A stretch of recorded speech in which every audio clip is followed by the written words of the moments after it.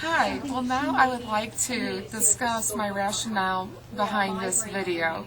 So, the first thing I did in this session was I sang the song called Chemical Reaction Types, and I did it to the Bee Gees tune Staying Alive because most of the students are familiar with that song.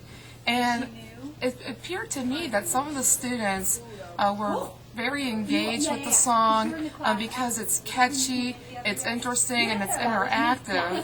And it's also applicable because they were able to apply it to a problem-solving activity, which I gave them was a sheet of chemical equations to work on, and their job was to figure out the chemical reaction type by using the song. And then what I did was I gave them a visual aid to give them some guidelines on how to balance the chemical substances and equations. And I related it to a real-life experience because their lab manager has to do this. She has to take an inventory of the chemicals to make sure that all the students, have enough materials to work with in the labs. So I wanted the students to experience how chemists behave in the real world.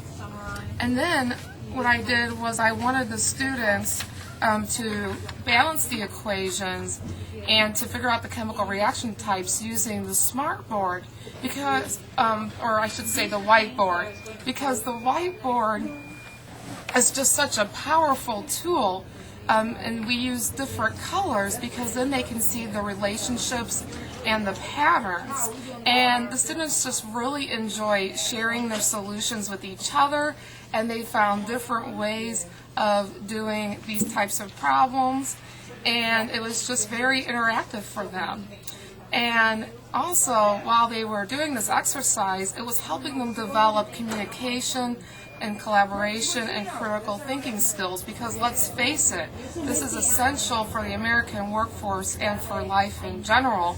But I really enjoy implementing the whiteboards because it helps me gain insights into the students' problem solving and thinking and writing processes. And what was also nice about the whiteboard, we saw that some students have made mistakes in their calculations, but they were able to go back and correct them and to revise them.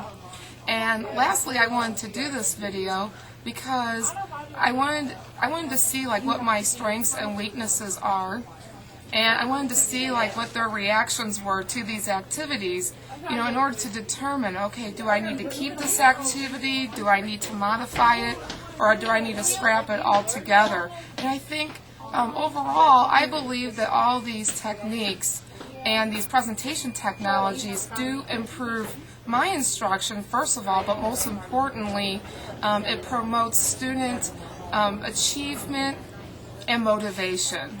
So, thank you for watching this video. I hope that you have found it to be a resource for implementing these techniques and these technologies.